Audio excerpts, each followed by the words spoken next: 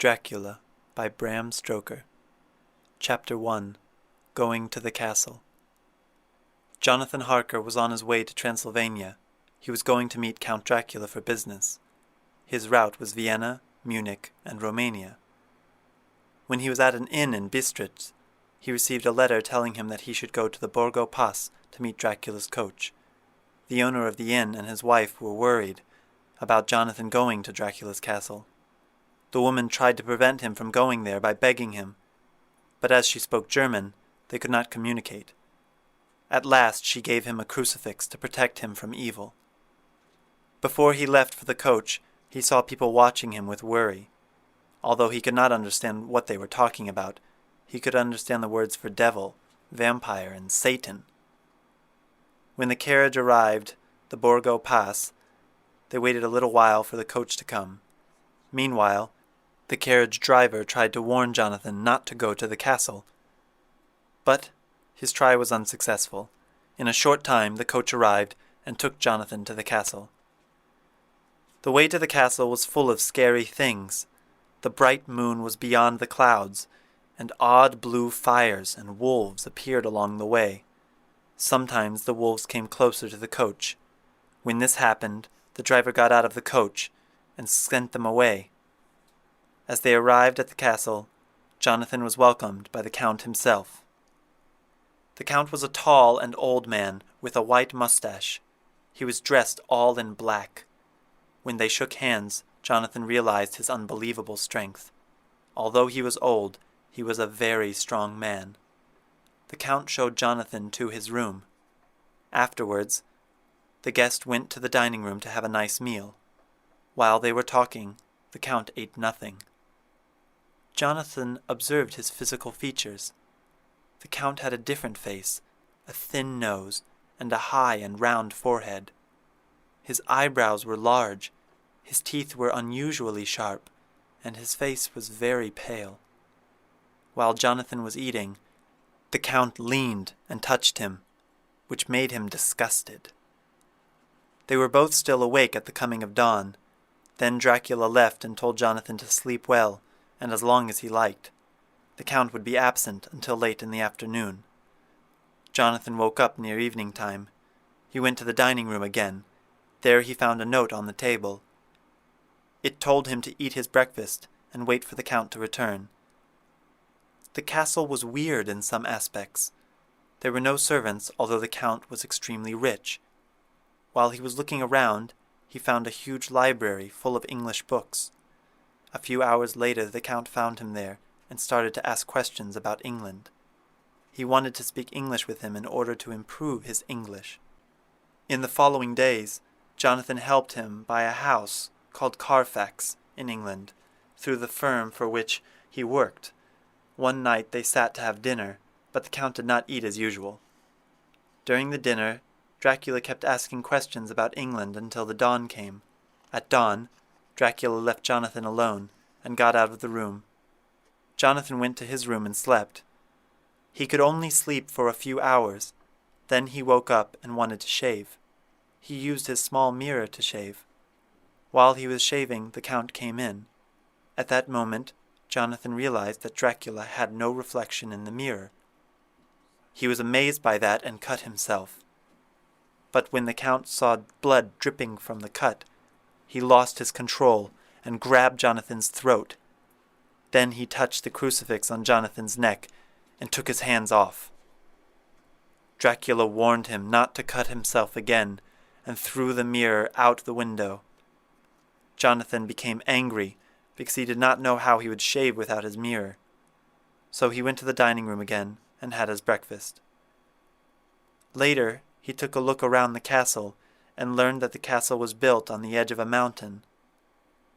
He realized that all the exits were blocked and that he was a prisoner in the castle. Chapter 2. The Prisoner in the Castle.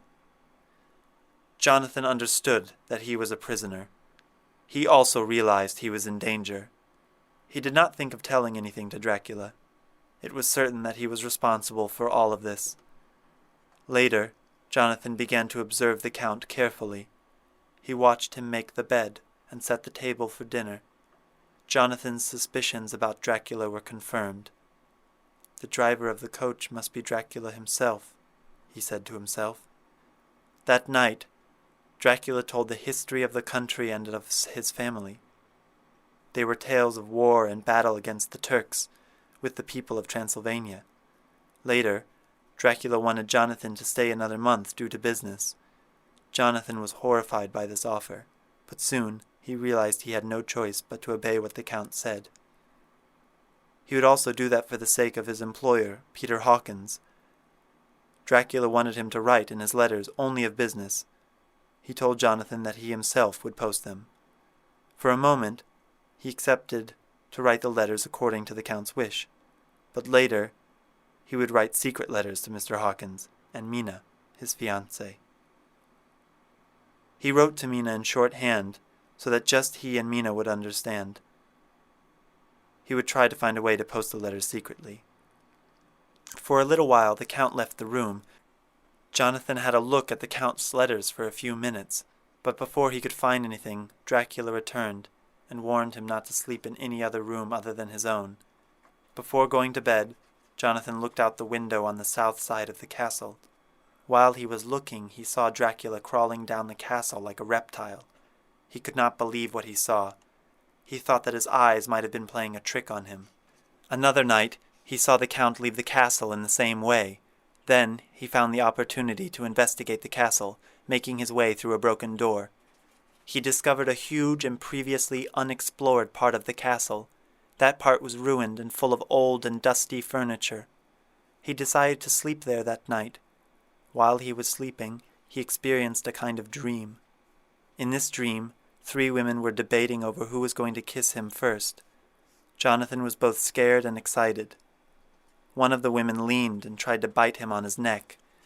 Then Dracula came in suddenly and did not want the women to touch Jonathan. Dracula got angry and told the women that Jonathan belonged to him. However, he promised to let them have Jonathan when he was done with him. Dracula gave the women a bag with a child in it. Jonathan was terrified and became unconscious. After a while he woke up in his own room. He searched the castle and found the door of his dream. He had seen 3 women there in that room, but now the door was locked. He admitted that the thing he had experienced was more than a dream. Later, Dracula wanted him to write 3 letters. The first one would say he had almost finished his work, the second would say he had left the castle, and the last one would say he was at Bistritz. By doing that, Dracula wanted to have enough time to arrange everything as he wished. Jonathan knew what he was in, but he had no other choice. He could only do what the Count said. Meanwhile, gypsies were setting up camp in the courtyard of the castle. Jonathan wrote letters to Mina and tried to find a way to send them to her.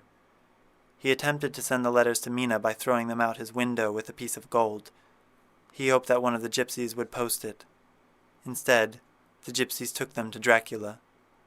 Then the Count brought the letters back to Jonathan. Dracula seemed so angry at what Jonathan had done, he burned the letters in front of Jonathan's eyes.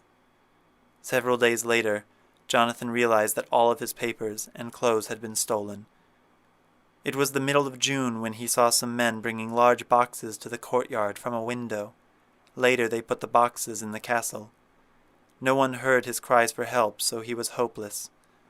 A week later he saw Dracula crawling from the wall of the castle again. However, he had worn Jonathan's clothes this time. Jonathan understood that by wearing his clothes, Dracula pretended to be him. In those clothes he would go to Bistritz and make people believe that Jonathan had left the castle and arrived there. Dracula was also carrying the bag he had given to the 3 women.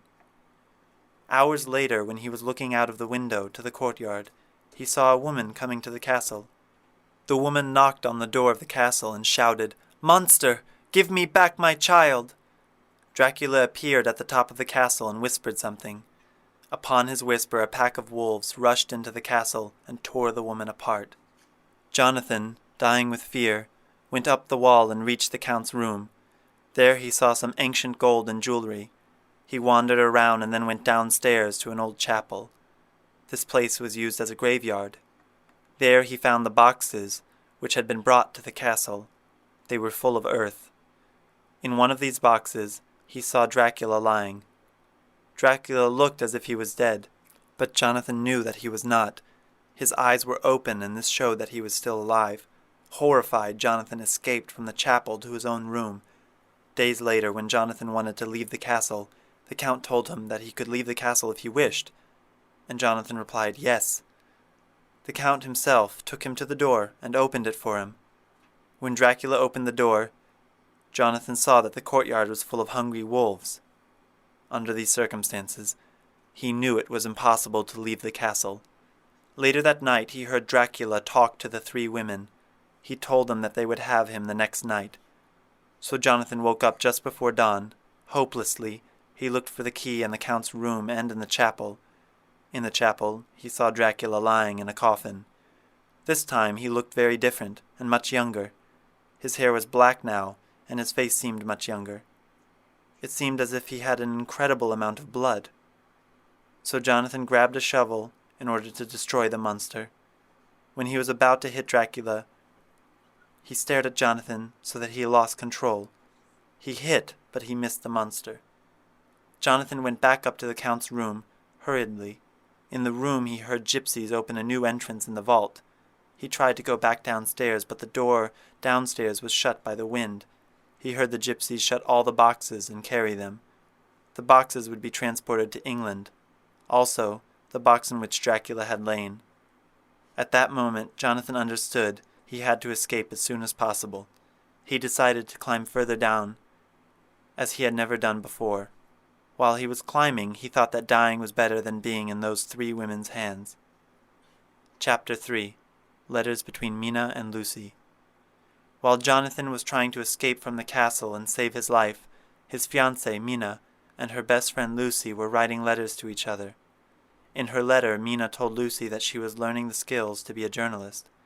She also told Lucy that she would keep a journal in detail, and she hoped to observe everything carefully. She talked about Jonathan returning home soon, according to a letter she had just received. Taken from Mina's letter to Lucy, 9th of May. My dearest Lucy, forgive me for not being able to write for such a long time, but I have been very busy with work. The life of an assistant teacher is sometimes hard. I really want to be with you and by the sea, where we can talk together freely. I have been working very hard lately because I want to keep up with Jonathan's studies, and I have been practicing shorthand very hard. When we are married, I will be helpful for Jonathan. I am also practicing very hard at typewriting. He and I sometimes write letters in shorthand. He is keeping a journal of his travels. When I am with you, I will keep a diary in the same way. I don't mean just an ordinary diary, but a kind of journal in which I can write whatever I want to. I might show it to Jonathan some day, if there is anything useful to share in it. I have just received a letter from Jonathan. He is well and will be returning in about a week. I am dying to hear all his news. It must be nice to see foreign countries. I wonder if Jonathan and I will ever see them together. You have not told me anything for such a long time. I hear rumors, and especially of a handsome, tall, and curly-haired man. Goodbye, your loving Mina. They both did not know that Jonathan was in great danger. Lucy was saying in her letters that she was happy recently. Taken from Lucy's letters to Mina. 17 Chatham Street, Wednesday. My dearest Mina, I must say that it is unfair for you to call me a bad correspondent. I wrote you twice since we parted, and your last letter was only your second letter. Besides, I have nothing new to tell you. There is really nothing to interest you. Town is very pleasant right now, and we go to picture galleries and for walks and rides in the park. About the tall, curly-haired man, yes, it is true. That was Mr. Holmwood. He often comes to see us. He and Mom get on very well. They have so many things to share and talk about in common. Some time ago we met a man who would just be the right person for you if you were not already in love with Jonathan. He is an excellent man, handsome and rich. He is a doctor and really clever. He is 29, and he has a huge asylum under his own care. Mr. Holmwood introduced him to me, and he came here to see us and often comes now. I think he is one of the most determined men I have ever seen, and the most calm. He seems absolutely cool. I can imagine what a wonderful power he must have over his patients. He has a habit of looking you directly in the face, as if trying to read your thoughts. He tries this very much on me. Did you ever try to read your own face? I do, and I can tell you it is not a bad study. It gives you more trouble than if you have never tried it. Mina, we have told all our secrets to each other since we were children. We have slept together and eaten together, and laughed and cried together. And now, though I have spoken, I would like to speak more. Oh, Mina, could you not guess? I love him. I am turning red as I write. Although I think he loves me, he has not told me yet. But, oh, Mina, I love him. I love him. It makes me feel good. I wish I were with you, dear, sitting by the fire as we used to sit. I would try to tell you what I feel. I do not know how I am even writing this to you. I am afraid to stop, or I will tear the letter. I don't want to stop, because I really want to tell you all. Let me hear from you immediately, and tell me all that you think about it. Mina, pray for my happiness. Lucy. P.S. I do not need to tell you that this is a secret. Good night. Lucy received 3 proposals in a day. One of them was made by Dr. Seward, the other was made by Quincy Morris, a rich man from Texas, and the last one was made by Arthur Holmwood. Lucy and Arthur were friends since childhood. Lucy truly wanted Arthur and rejected the other 2 proposals. Dr. Seward told in his diary that he was feeling bad since he had been rejected by Lucy. Yet his work helped him recover. He had an insane patient called Reinfeld under his care. Reinfeld was different in many ways from the others. After a while, Mina visited Lucy in Whitby. During her visit, Mina kept a diary as she said she would. In her diary, she spoke about the beauty of the place and how they passed their time. There was a ruined abbey near the place they lived. The people were saying it was haunted by the White Lady. Town's church had a large grave, and it had a nice view, but Mina was always thinking of Jonathan because he had not written to her for a long time. She both missed him and was worried about him. Dr. Seward was interested in Reinfeld's weird behavior. Reinfeld liked the animals which ate each other. He used sugar in order to catch flies. He then caught spiders and fed them to the flies. He also ate these himself. He caught some sparrows and fed them to the spiders. Finally, he asked Dr. Seward whether he could have a small cat, but Dr. Seward refused. The next day Dr. Seward came to check on how Reinfeld was. When he saw that the sparrows were absent, he asked where they had gone. Reinfeld answered ironically and said that they had all flown away. However, Dr. Seward noticed feathers around the room and saw blood on Reinfeld's pillow. Later, Reinfeld became sick and vomited feathers. Dr. Seward understood that he had eaten the sparrows. Reinfeld had wanted to absorb life in order to grow stronger. He thought by eating them he would have their lives. Dr. Seward wanted to do an experiment on him, but he thought that it might be morally wrong. Finally, he realized that Reinfeld had a purpose, and he wanted to succeed in his purpose. A few days later, Dr. Seward was still in pain because of his rejection from Lucy, and tried to work hard to forget about it. In Whitby, Mina was becoming more worried about Jonathan day by day. She was also worried about Lucy, because Lucy was sleepwalking as she used to when she was a child. Chapter 4. The Ship. The things that happened on the Russian ship called Demeter astonished everyone. It was washed ashore by a sudden and terrible storm. The whole crew seemed to be missing. Only the captain of the ship was found. He was tied up to the wheel, and he held a crucifix. People had seen an enormous dog running from the ship into the forest. The boxes on the ship were given to a local lawyer. The ship's journal reported that the crew had had a terrible voyage. The ship had started from the port of Varna in Russia. Several days later, one of the crew disappeared. One of the crew claimed he had seen a tall man, who was not from the crew. The crew had searched for the tall man all around the ship, but they couldn't have found anyone. The crew members had disappeared one by one with time. One of the men had started to go mad because of the events. When they were very close to England, the ship lost its way due to the fog. There were only 4 men on the ship then, but 2 of them soon disappeared, leaving only the captain and the half-mad man. The man went completely mad in a short time. At first, the captain thought that the madman was responsible for all of this. Afterwards, he saw Dracula and decided to kill himself on the ship. He tied himself up to the wheel and held a crucifix. He died long before the ship was washed ashore. People found his body and wanted to make a nice funeral for him. The dog which had run from the ship could not be found anywhere. Instead, a dog which was torn apart by another wild animal was found. In her journal, Mina said she was extremely worried about Jonathan and spoke about the events of the day. The day on which the captain was buried, Lucy was restless. She was sleepwalking continuously, and she was in a terrible condition. One night, Mina woke up and could not see Lucy in her bed. She was worried about Lucy and started to look for her. When she could not find her in the house, she went out to search for her. She thought that Lucy might be in their favorite place in the graveyard, and went to the church. Mina saw her lying there, while a creature with red eyes was bending over her. She rushed towards the place where Lucy was lying. She found Lucy all alone, and saw that she had difficulty breathing. Later, Mina found 2 punctures on her throat, but she believed that she herself had made them while she had been trying to tie the shawl on her throat with pins. The next several nights, Mina locked the door in order to prevent Lucy from going out while sleepwalking. One day they went for a walk. While they were looking to the place where Mina had found Lucy that night, Lucy said words like, "His red eyes, they are just the same." Mina looked at the same point where Lucy looked, and she thought she saw 2 red eyes. But then it was a trick of light, she guessed. That night, Mina came home, and while she was looking out their window from outside, she saw Lucy sleeping in the window. She also saw something like a big bat sitting next to her.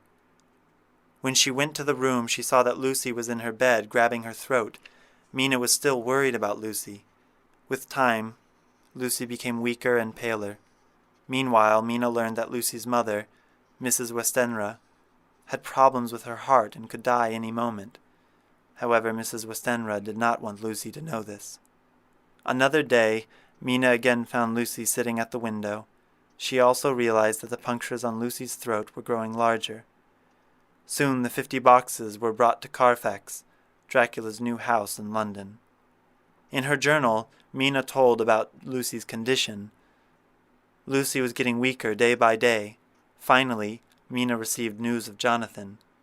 Sister Agatha of the Hospital of St. Joseph and St. Mary in Budapest sent her a letter telling her that Jonathan was in their hospital due to a severe brain fever. Taken from the letter from Sister Agatha to Mina, 12th of August. Dear Madam, I write this letter because Mr. Jonathan Harker wanted me to. He is not well enough to write, but he is getting better. He has been under our care for nearly 6 weeks, suffering from a severe brain fever. He wants you to tell Mr. Peter Hawkins that he is sorry for his delay and that all of his work is complete. He needs to rest in our hospital for a couple more weeks, and then he will return. He wants me to say that he does not have enough money with him and that he would like you to pay for his stay. Yours, with sympathy and all blessings, Sister Agatha. P.S. Mr. Harker is asleep. I want you to know something more. He has told me all about you and that you are going to marry very soon. I wish the best for both of you. He has had a terrible shock. In his sleep he says some things about wolves, poison, blood, ghosts, and demons. Make sure that there is nothing to scare him of this kind for a long time. It will be a long time for him to recover completely. We should have written long ago, but we did not know anything about his friends, and there was nothing on him, nothing that anyone could understand. He came by train from Klausenburg, and the guard was told by the station master there that he rushed into the station, shouting for a ticket to go home. They understood from his behavior that he was English, and they gave him a ticket for the furthest station. He has won all hearts by his sweetness and gentleness. He is really getting well, and I have no doubt that he will be his old self again in a few weeks. As a last word, I wish many, many happy years for you both. Mina went to Budapest and met Jonathan in the hospital. Meanwhile, Dr. Seward wrote in his journal that Reiner's behavior was getting stranger. Reinfield was always talking about a master who would come soon. One night, Still depressed by the rejection from Lucy, Dr. Seward wanted to take some sleeping pills to help him sleep. That night, Renfield escaped from his cell. Later, he was found somewhere near Carfax.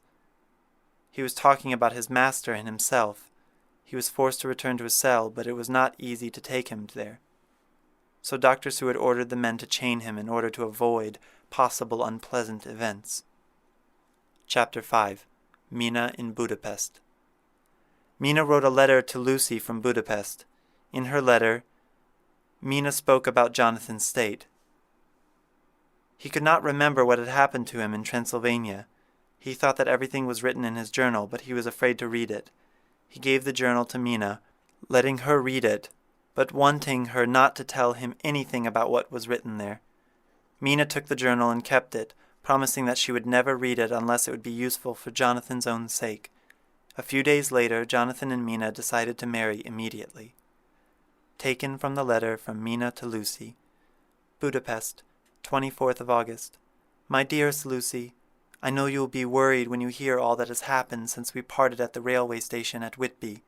Well, my dear, I got to Hull without any problem and caught a boat to Hamburg, and then took the train to come here.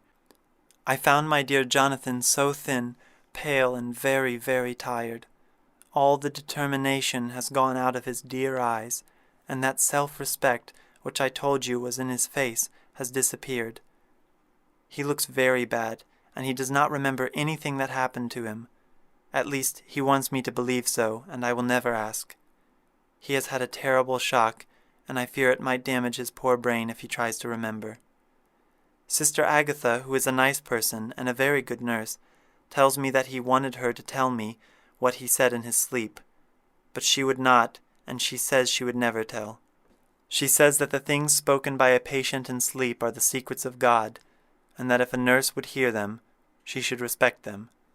The next day, when she saw I was troubled, she opened up the subject about the things Jonathan said in his sleep, and added, I can tell you this much, my dear, that it was not about anything which he has done wrong himself, and you have no cause to be worried. He has not forgotten you or what you have done for him.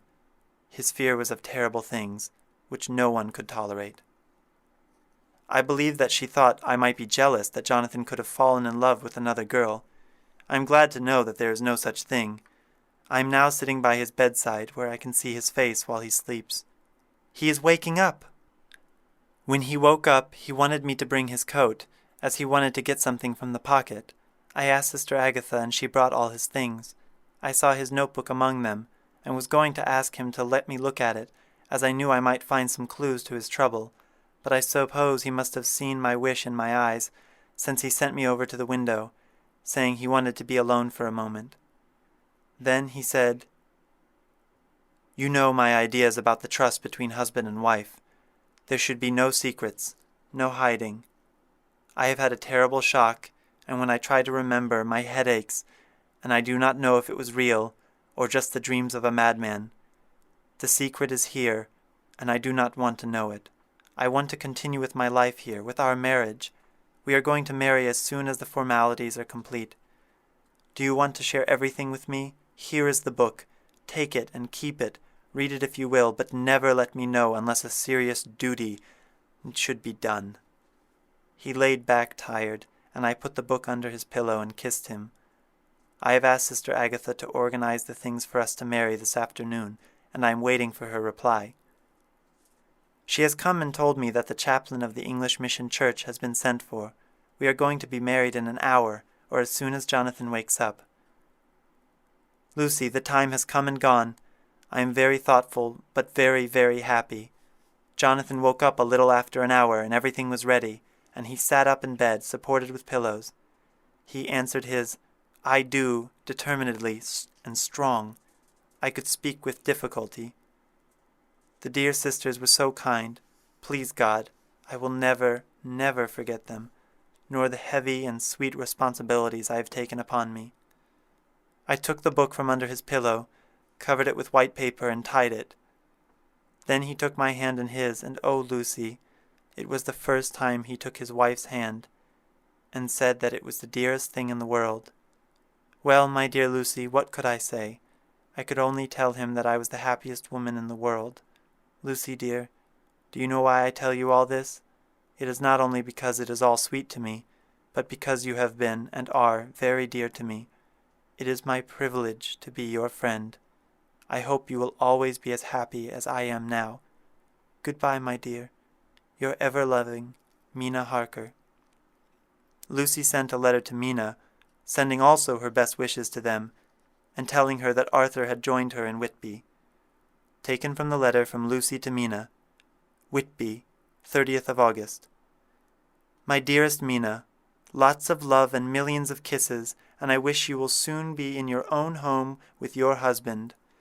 I wish you were coming home soon enough to stay with us here. The fresh air would soon refresh Jonathan. It has really refreshed me. I eat a lot, am full of life, and sleep well. You will be glad to know that I have quite given up walking in my sleep. I think I have not gotten out of bed for a week. Arthur says I am getting fat. By the way, I forgot to tell you that Arthur is here. We go for walks, we drive and ride, play tennis and go fishing together, and I love him more than ever. There he is, calling to me, so I have to go now. Lucy. P.S. My mother sends her love. She seems better. P.P.S. We are going to be married on 28th September. Dr. Seward told more about Reinfeld in his diary. Reinfeld was locked in his cell and was talking to himself. I can wait. Again he escaped from his cell and was found at Carfax. While the men were trying to control the madman, he saw a huge bat flying in the sky and calmed down. Taken from Dr. Seward's diary. 20th of August. The case of Reinfeld is getting even more interesting. The attendant came and told me to have a look at Reinfeld's condition, so I ran down immediately to have a look at him. He was silent in his cell, but the strange look had gone from his face, and his eyes looked as they used to. I was satisfied with his present condition, and wanted him to be set free. The attendants waited for a second, but finally did what I said without saying anything. Tonight he does not want to speak. I offered a small cat and even a full-grown cat, but he did not seem to be interested in it. He only says, I do not care about cats right now. I have more to think of now, and I can wait. I can wait. After a while I left him. The attendant told me that he was quiet until just before dawn, and that then he began to get angry and violent, until at last he was very tired, and went into a kind of coma. Tonight we will give him a chance to escape, and the men will be ready to follow him if he escapes. 23rd August. Oh my God! He had the chance to escape, but he did not. Well, at least we are sure that he will be quiet for a while. We will be able to not let him hurt his body for a few hours each day. I have given orders to the night attendant to put him in the room when he is quiet until the hour before dawn. The poor man's body will enjoy it even if his mind cannot. Oh my God! He has once more escaped.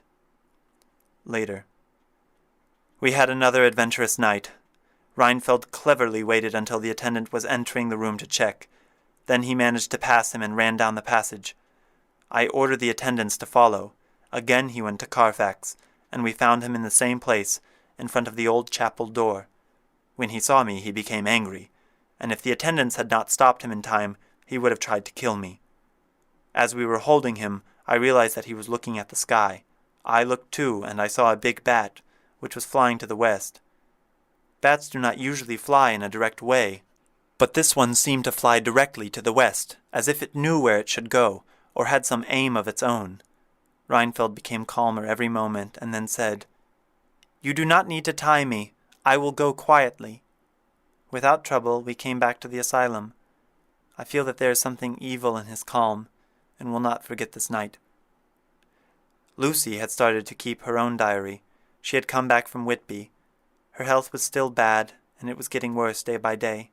At nights, while she was sleeping, she heard something scratching at her window. Arthur wrote to Dr. Seward to come and see Lucy because her health was getting worse, and he was worried about it. So Dr. Seward went to see Lucy. As he could not find any reason for Lucy's illness, he wrote to his old mentor, Abraham Van Helsing, and wanted him to come and examine Lucy. Van Helsing was a great doctor with a vast knowledge of unknown diseases. He came, but he could not find what was wrong with her. However, He was worried about the symptoms of the illness. He wanted Dr. Seward to observe her calmly and inform him about any change in her condition. Meanwhile, Reinfeld had started to catch flies again, but then he gave up, saying that he was fed up with his strange habits. On the next 2 days, Dr. Seward wrote to Van Helsing, informing him that Lucy was getting well. The next day, however, he wrote him to come immediately, because Lucy was terribly sick. Helsing came again and examined Lucy. He saw that she was even worse. While Arthur was there with Van Helsing, he decided to give a blood transfusion from Arthur to Lucy. That night, Van Helsing told Dr. Seward to stay with Lucy since he had to go to Amsterdam in order to get some books and supplies. Lucy felt much better the next day. She wrote in her diary that she felt that Arthur was with her. She felt safe when these men were around. Dr. Seward was too tired to stay with Lucy, as he had watched her for the past 2 nights. Lucy told him she could sleep without his observation, so Dr. Seward slept in a room next to Lucy's. The next morning, Van Helsing returned from Amsterdam and woke Dr. Seward up. Together, they went to Lucy's room. When they saw her, they were both horrified by her condition. She was worse than ever. She had lost an incredible amount of blood, and she was very pale. They needed to perform another blood transfusion. Since Van Helsing was older than Dr. Seward, they used Dr. Seward's blood. Lucy was better after the transfusion. The next day, Van Helsing made a ring from garlic and made Lucy wear it around her neck. He also put garlic all around the room, especially at the exits. He let Lucy sleep alone that night, but wanted the garlic cloves not to be removed. Chapter 6. Lucy's Disease. Dr. Seward and Van Helsing went to Lucy's room the next morning. Mrs. Westenra greeted them and said she had removed all the garlic in the room, including the ring around Lucy's neck, and opened the window to let the fresh air in. After the woman left, they rushed to Lucy's room. They found Lucy in a terrible condition. Almost all the blood in her body seemed to be absorbed. She needed another blood transfusion to survive. This time, Van Helsing used his own blood for transfusion. After the transfusion, Van Helsing warned Mrs. Westenra not to remove any of the things in Lucy's room.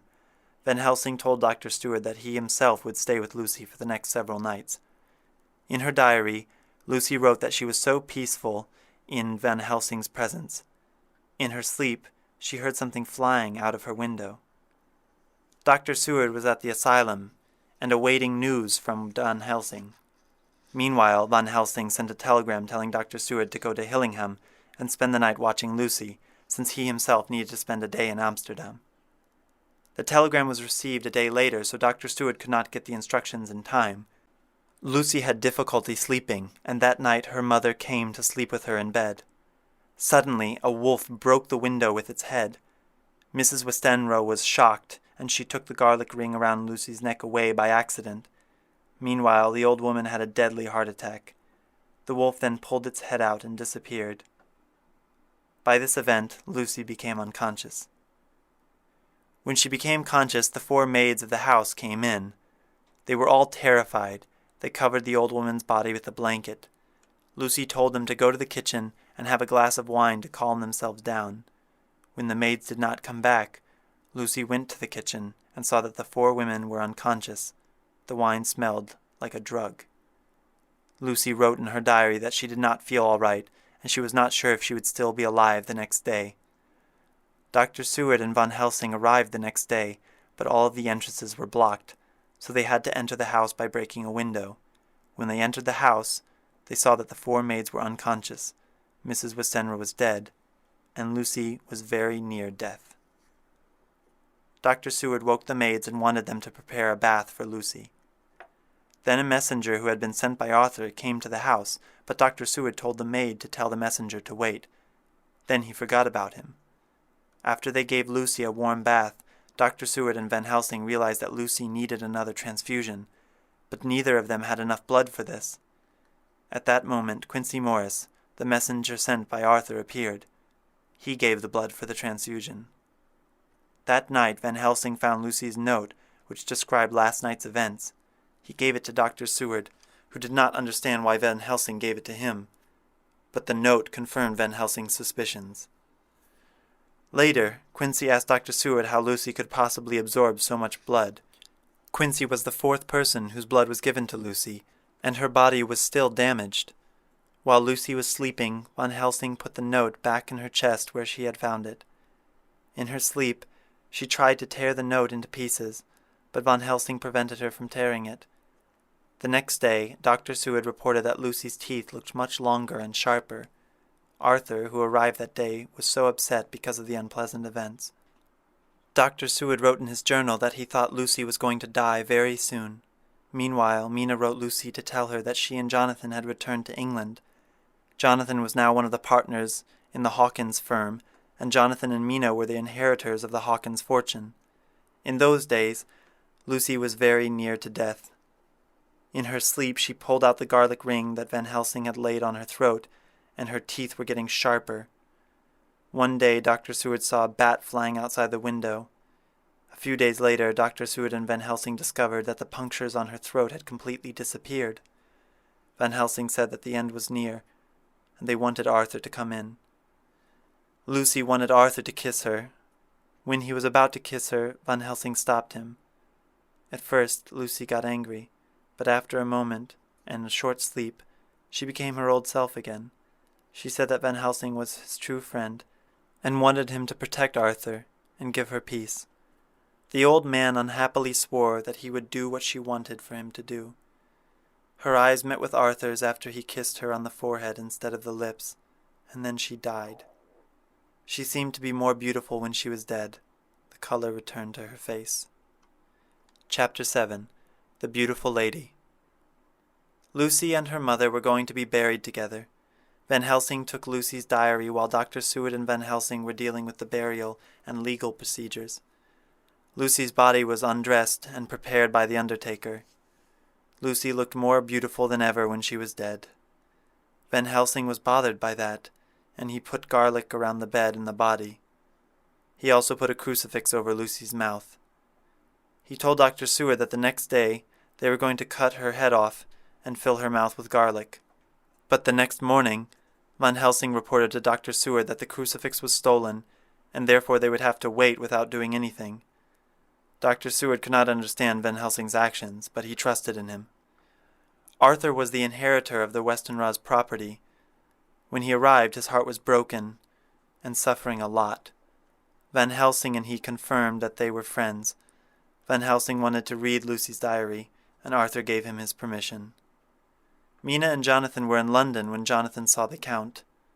Suddenly, he seemed to remember something. He was horrified, saying that the Count was there and was now stronger, but he was so confused that he fainted, and when he became conscious, he couldn't remember anything. Mina was so worried about Jonathan's forgetfulness that she decided to open Jonathan's diary and read it for his own sake. But that night, they arrived home and found a telegram telling them of Lucy's and Mr. Westenra's death. Meanwhile, Lucy was buried, and Van Helsing went to Amsterdam for a short visit. In those days, newspaper reports showed that several children were missing for a short while in the same area where Lucy had been buried. A couple of days later, the children returned with 2 small punctures on their throats. They said that they had played with a beautiful lady. When Mina read Jonathan's journal, she was horrified by what was written there. She thought that the writings in the journal might have been influenced by the brain fever, but she was not sure. She decided to make a written copy of it. She thought that it might be useful in the future. Van Helsing, who had read Mina's letters to Lucy, visited Mina to ask questions about the events ending with Lucy's death. Mina was impressed by him, and she gave him Jonathan's journal. Van Helsing read it and came to see Mina and Jonathan the next day. Jonathan's feelings were refreshed by Van Helsing's belief in him, and he remembered his memories of the horrible events in Transylvania. Van Helsing said nice things about Mina, about her intelligence and goodness. Soon Jonathan and Van Helsing became friends. A couple of days later, he left by train. On the train he saw the newspaper article about the beautiful lady and was horrified by how quickly the attacks had begun. In his diary, Dr. Seward reported that Reinfeld was back to his old habit of eating flies and spiders. Later he met with Van Helsing, and Helsing showed him the article about the missing children. Dr. Seward thought that the thing which caused Lucy to die, was now attacking the children. However, Van Helsing did not agree with him. He told Dr. Seward that the attacks had been made by Lucy herself. Chapter 8. Investigating Lucy's Coffin. Dr. Seward was doubtful about Van Helsing's theory, but he agreed to go with him and examine one of the child victims. The punctures on the child's throat were very similar to the ones on Lucy's throat, and the doctor told them that when the child had woken up, he had wanted to go and play with the beautiful lady again. That night, Dr. Seward and Van Helsing broke into the Westenroth family vault, and they found Lucy's coffin empty. But Dr. Seward still had doubts about Van Helsing's theory. The next day, they broke into the vault again and found Lucy's body in the coffin.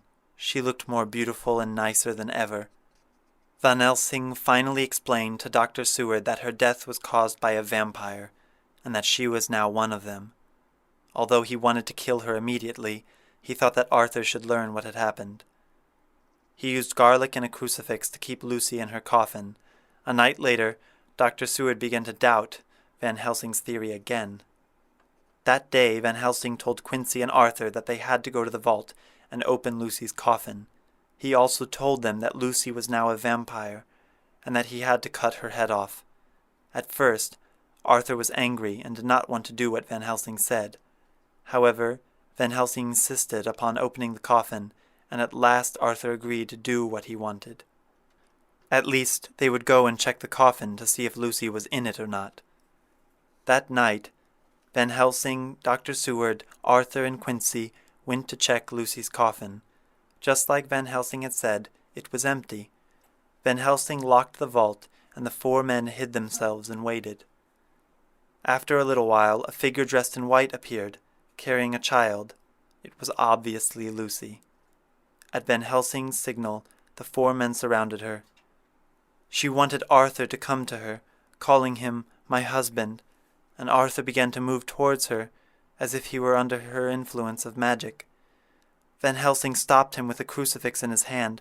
Although Lucy tried to reach her coffin, she could not. Van Helsing wanted Arthur to do the thing which must be done, and Arthur said that he would. Van Helsing opened the vault's door to let Lucy enter and go to her coffin. The child was hurt but still alive. The next day they returned. After they opened the coffin, Van Helsing promised that if Lucy was killed, her soul would be free and would be with God. He also explained that anyone who was killed by a vampire became a vampire. Arthur took the stake and the hammer, and he killed Lucy by putting a stake into her heart. While he was doing it, Lucy's body shook and she screamed. After she was killed, she looked as she did when she was alive. The sharp teeth became short again. Her face showed that she was peaceful again. Arthur and Quincy left the vault. Dr. Seward and Van Helsing cut Lucy's head off and filled her mouth with garlic. Then, Van Helsing wanted the three men to help him destroy Dracula.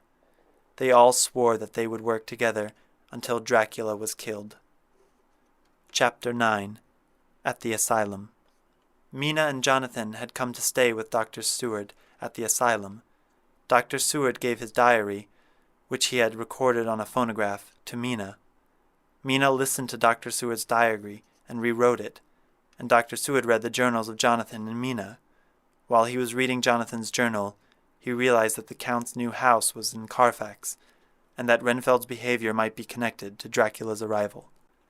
Jonathan wanted to destroy the boxes of earth and learned that all 50 of them had been delivered to Carfax, but he feared that some of them might have been moved. He and Mina put all of the journal notes, letters, and newspaper pieces together, trying to realize what was going on. The next day, Arthur and Quincy arrived. Mina gave the papers to them for study. Arthur was still very upset by the events. Although he and Mina had never met until that day, he opened his heart to her. Arthur cried sadly, and Mina tried to comfort him. So Mina wanted to see Renfield, and Dr. Seward gave her permission. Before she entered, Renfield had eaten all of his flies and spiders. His behavior was very kind, and suddenly his speech became logical. He even made comments on his former condition.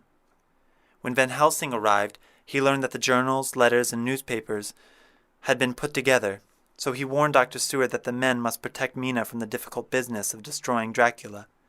The whole group met after reading the papers, and Van Helsing warned them about the monster they had faced. He also told them that it was hard duty, but they had to do it. First, he listed Dracula's powers. Dracula was more powerful than 20 men. He could see in the dark. He could disappear and reappear. He could change his shape if he wanted to. He could become a wolf and a bat. He could control the animals and the weather near him. But he would be stopped by garlic, a communion wafer, and crucifixes, and a stake which was put into his heart could kill him. He would lose his power at dawn and must return to his coffin to rest. Only in evil places could he change his shape. At this point, they were all shocked by a gunshot. Quincy Morris, who had just gone outside, had shot at a bat. The men decided to go to Carfax to see if all the boxes of earth were still there. When they were about to leave, an attendant told Dr. Seward that Renfield wanted to see all of the men. Renfield wanted to be out of the asylum. He warned the men that there would be terrible results if he was not set free. He felt that Dracula was somewhere near, and he was very afraid. So the men took crucifixes, garlic, electric lamps, knives, communion wafers, and guns, and they went to investigate Carfax. They broke into the house, and after they found some keys, Jonathan took them to the chapel. The chapel was full of a disgusting smell, and the men realized that 21 of the boxes were missing. The men thought they saw Dracula's face outside the window, but then they thought it was a trick of the light. Then the room was invaded by thousands of rats. Arthur took the keys and opened a chapel door to the outside. He blew a whistle, and his dogs, which he had brought to Dr. Seward's house, came into the chapel. At first the dogs were afraid of the rats, but then they began to send them away. The men returned. Now they knew that there were only 29 boxes, but they also knew that it was a very important step. Jonathan noticed before going to bed that Mina looked paler than usual. The next morning, Van Helsing asked Dr. Seward for permission to see Renfield. The conversation between Renfield and Van Helsing was short, and Renfield insulted Van Helsing. Finally, Renfield wanted Van Helsing to go away, and Van Helsing left him alone. Mina said she had had bad dreams. The night the men had gone to Carfax, a mist had come into her room from her window. She could hear Renfield screaming, but then he was silenced by the asylum attendants. In a state of half-sleep, she had a dream that the mist was filling her room. In the mist she saw 2 red eyes, and later she saw a white face bending towards her. A few days later Renfield wanted to see Mina, so she went to see him. When they met, Renfield kissed her hand and wanted God to protect her. Chapter 10. Renfield's Death. Soon Jonathan found the places where the missing boxes had been taken to. The missing boxes were taken to 2 houses in different places in and around London. 12 boxes had been put into 2 houses in different parts of London, and the last 9 boxes were in a house in Piccadilly. Dr. Seward spoke some more with Renfield. Renfield seemed more intelligent, but his ideas were still strange. He was mad about consuming life, but he was fearful of consuming souls. Reports of Renfield's behavior showed that he was in a deep conflict. Sometimes he was intelligent and nice, but sometimes it seemed as if he felt bad because of some guilt. The men tried to make some plan that would destroy all 50 boxes in one day. Between dawn and dusk, Van Helsing was researching magical protections to use against Dracula. Dr. Seward wondered if they had all gone mad, or would wake up as madmen. Suddenly an attendant came and told him that Renfield had had a terrible accident. Dr. Seward went immediately to investigate the case. Renfield's face was smashed and bleeding, and his back was broken. The attendant wondered how Renfield, in a straitjacket, could have injured himself so badly. Dr. Seward sent an attendant to call out Van Helsing. Meanwhile, Van Helsing was performing an emergency operation to calm Renfield down, so that Renfield could tell them what had happened.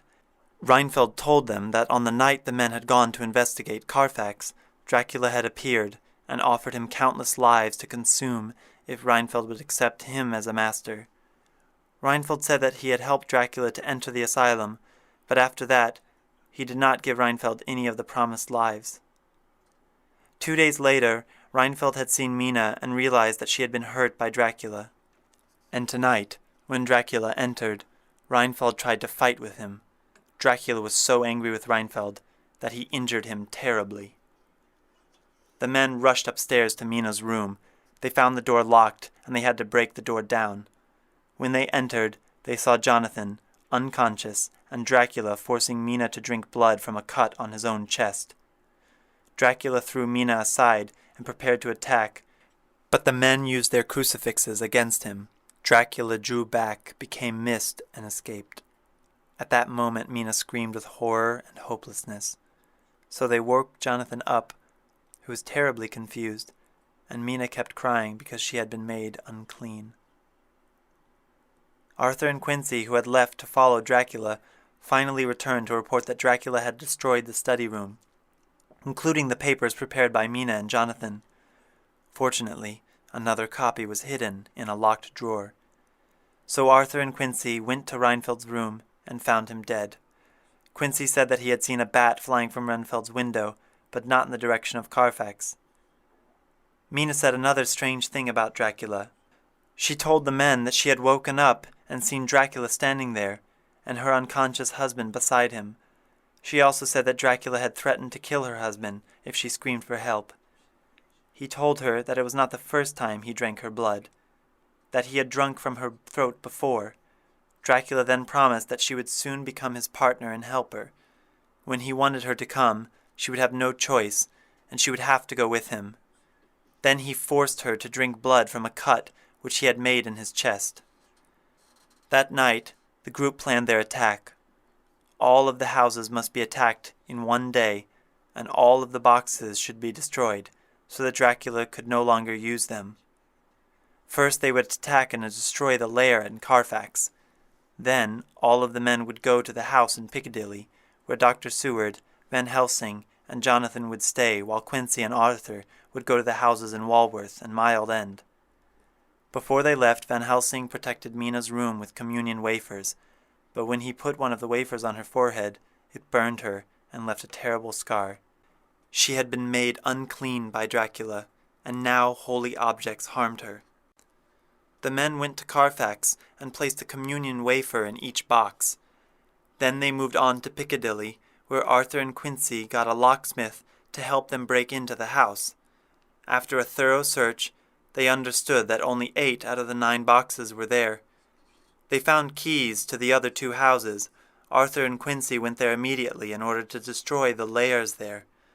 While waiting for Quincy and Arthur to return, Van Helsing tried to calm Jonathan down, who was very angry, and gave him advice not to be so furious. Meanwhile, the 3 men received an urgent message from Mina. She was saying that Dracula in human form had left Carfax and was following them. Half an hour later, Quincy and Arthur returned and reported that they had destroyed the 12 boxes at the other 2 houses. Van Helsing thought that Dracula had not been expecting them to move so quickly, and that he had left Carfax to go to other houses in London. Van Helsing knew that it was daytime, and Dracula did not have his powers in the daytime. So Dracula entered the house, and although he was now only a normal man, he was still very strong and quick. He managed to get away from all of them and escape through a window. Before escaping, he insulted them, promising that all of them would be his servants very soon. The men were unable to catch him, and they had to return home in disappointment. When they returned, Mina thanked them for their efforts and reminded them that Dracula had a soul too. When they killed him, they must remember to not do so because they hated him. By killing Dracula, they would also be doing a good thing for Dracula himself. That night, Mina woke suddenly and wanted Jonathan to get Professor Van Helsing immediately. She asked Van Helsing to hypnotize her at that moment when it was still dark. She believed that the connection between Dracula and her would let her see where he was hiding. Van Helsing did what she wanted, and they learned that Dracula was asleep in one of his boxes on a ship at sea. Van Helsing was determined to find out where the ship was going. Mina asked why they had to find him now, that he was escaping. Van Helsing answered that Dracula was immortal, while she was only mortal. He told them that if they did not hunt Dracula down and destroy him, when Mina died, even if it was years from then, and no more attacks had taken place, she would always be one of the vampires. Chapter 11. Hunting Dracula Down. The group learned that the Count and his box were on their way to Varna, the port on the Black Sea. Van Helsing was determined to hunt Dracula down, and he planned to travel by land and catch the box at the port. He believed that Dracula had drawn back just for now. Van Helsing told Dr. Seward that time was running out. Mina was already changing, her teeth were growing even sharper, and sometimes there was an anger in her eyes that had never been there before. The scar which had been left by the holy wafer was still there. Van Helsing also worried that Mina's connection with Dracula might work against them. Just as Van Helsing was able to use hypnotism to see Dracula's plans, perhaps Dracula could use Mina to learn everything she knew. So they made a decision and did not tell Mina about their plans any more.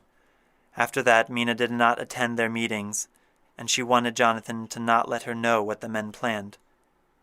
But later, she also wanted to go with them. She said that she could be useful, since Van Helsing could hypnotize her. More importantly, she must go, because if she was left on her own with no one to protect her, she might go to Dracula if he wanted her to. Mina made the 5 men promise that if she became a vampire, they would kill her. So, they got on the Orient Express from Paris to Varna, arriving there early to wait for Dracula. Hypnotism of Mina always brought the same news, the sound of waves, the movement of a ship at sea. Finally, they received news that the ship had boarded at Galatz instead of Varna. The group turned back with anger, and they got on the next available train to Galatz, knowing that they might have to face Dracula on land. Van Helsing believed that Dracula's unholy connection with Mina might have allowed him to discover their plans. However, he was optimistic that Dracula would not expect them to follow him to his own country. In a few days a change came over Mina, so Van Helsing thought that Dracula could not affect Mina as he used to.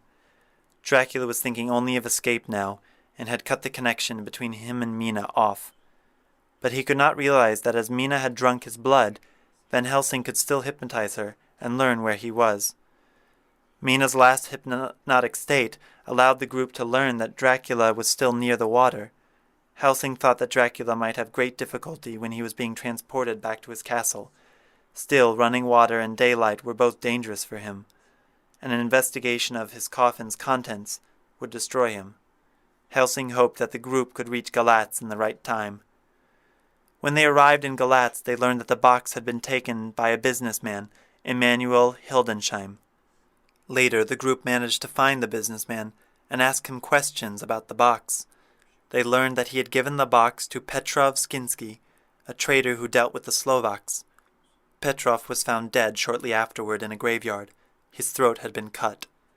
Unhappily, the men went back to the hotel and tried to plan what to do. Mina took the maps out and made a thorough analysis of the situation, until she correctly found out the most likely route for Dracula's escape. He was going to take the river Sareth up to the river Bystritza, which was very near the Borgo Pass. The men's plan was this. Arthur and Jonathan would take a boat on the river. Quincy and Dr. Seward would take horses and follow the river. Van Helsing and Mina would go directly to the castle, where the professor would sterilize Dracula's home. Jonathan was angry because he was not with Mina, and he did not want Mina to go to the castle. But Van Helsing needed to use hypnotism to find the places that he would need to sterilize. Otherwise, if Dracula escaped, he could sleep for centuries. So Mina began to sleep more and more during the day, and she did not want to eat anything. But Helsing could no longer hypnotize her, and he was worried about her condition. Jonathan and Arthur reached the Borgo Pass using Jonathan's journal for guidance. When Mina and Van Helsing were getting closer to the mountains, Van Helsing made camp as night fell and made a circle of crushed holy wafer around Mina. He wanted her to move out of the circle, but she could not. So Helsing was glad that his plan was working. If MINA could not do a thing, it meant that the vampires could not do it either. The three women appeared that night. They called MINA sister and wanted her to join them, but MINA could not go out of the circle. Van Helsing stayed within the protective circle too. Later, Van Helsing made his way to the castle, entering and using his hammer to destroy the doors so that he could not be locked in. He found the coffins of the three vampire women. He also found Dracula's huge coffin, which he made useless by putting a wafer in it. Then he used the hammer and stake to kill the vampire women, whose bodies turned into dust immediately after the moment of being killed. At the moment of death, there was a look of peace on each of their faces. Before he left, Van Helsing used the holy wafer to block all of the entrances to the castle. Finally, he and MINA went east to meet the others. Snow was falling heavily, and the sound of wolves was terrifying that day. As dusk grew closer, they saw a carriage which was being driven by gypsies. On the carriage, they saw the last box. Van Helsing made a protective circle around MINA and prepared for battle. Quincy and Dr. Seward were rushing up the road from the south, and Arthur and Jonathan were coming from the north. They surrounded the carriage, but if Dracula was not destroyed quickly, he would be able to control all of his powers in a minute or two. There was a fierce fight, but the gypsies were defeated. Jonathan threw the coffin to the ground, then he and Quincy opened it immediately. They killed Dracula just before dusk. Jonathan's knife across the throat, Quincy's knife into the heart. Meanwhile, MINA noted that even Dracula, while he was dying, had a look of peace on his face. The gypsies escaped in terror. Quincy had been terribly wounded in the fight against the gypsies. He told MINA that the scar on her forehead had disappeared. That meant MINA was normal again, but after a short while, Quincy died in peace. As a final note, Jonathan wrote that 7 years had passed since the day Dracula was killed. Jonathan and MINA had a son whose name was Quincy, and both Dr. Seward and Arthur were married. They had collected all the writings about the event. However, sometimes, even those who have written it seemed unable to believe the things that had happened.